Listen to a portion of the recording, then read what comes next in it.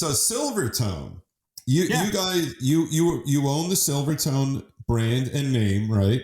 Yeah, we acquired that brand in 2021. Okay. Now, so I want to do some history here. My memory is that was a Sears brand. Am I right? Yep. So I think in my amp history, I think I've owned at least one Silvertone amp. Fun fact, a little over 20 years ago, I lived in a Sears Craftsman house. Yeah, they did sell houses. No question about it. You could buy a house out of the Sears catalog. Yep. It was everything else you could think of. Right. Yeah. It was built in 1939. It was in the World's Fair. Not, my model, not the actual house. Yeah. Tiny little house, built very well, a smart design for, turn of that century. So Sears, it's amazing. And what a great, historic name, historic products. Tell us what you know, because that's all I knew was Sears. What is Silvertone?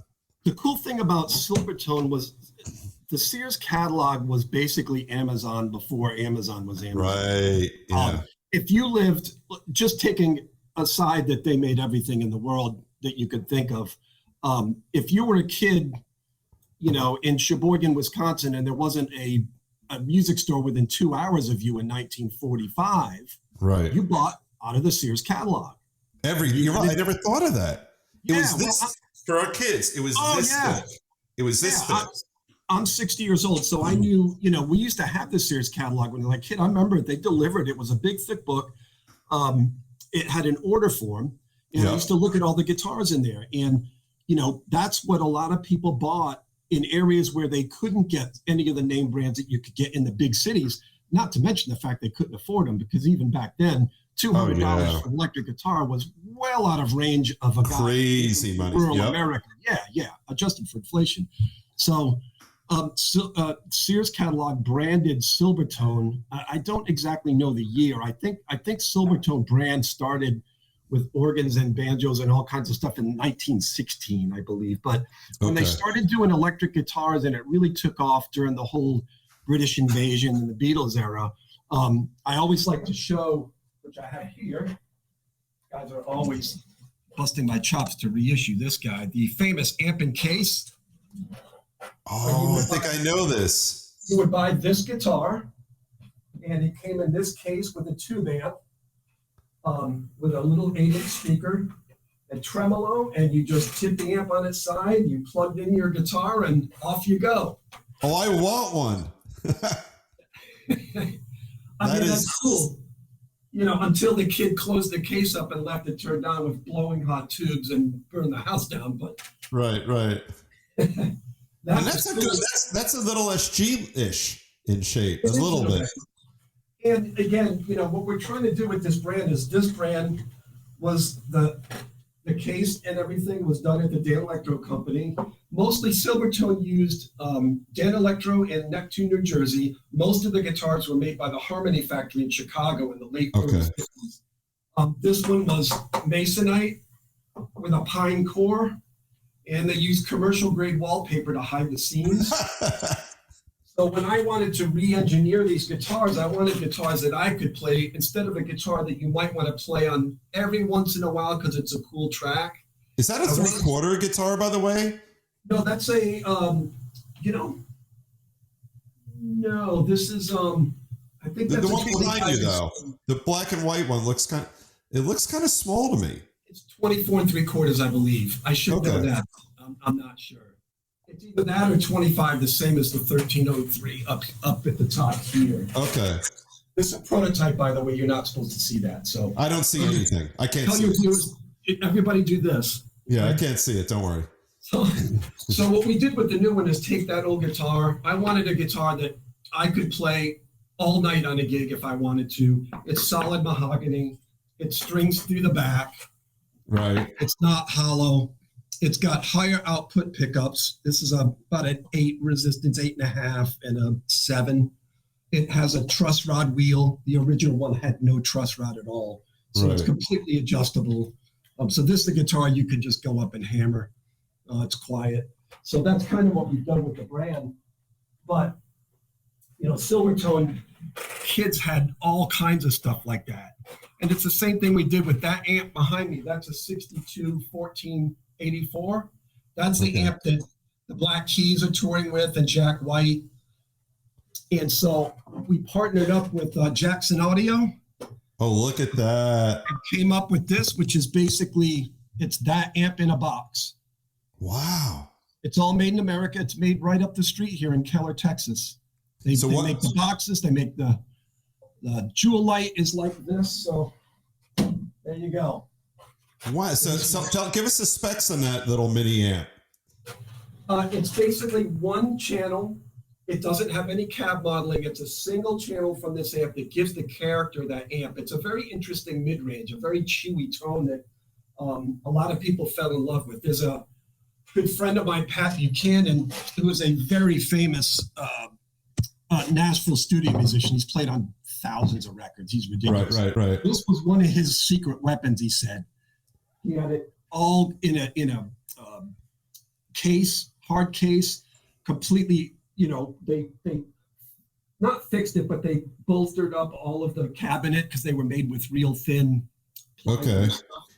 And that was the sound. So the only difference between this and the amp is instead of tubes, they use JFETs. But that's something that they're transistors that simulate tubes. Oh, really? That's the Silvertone, and that's basically that amp in a box. That's amazing.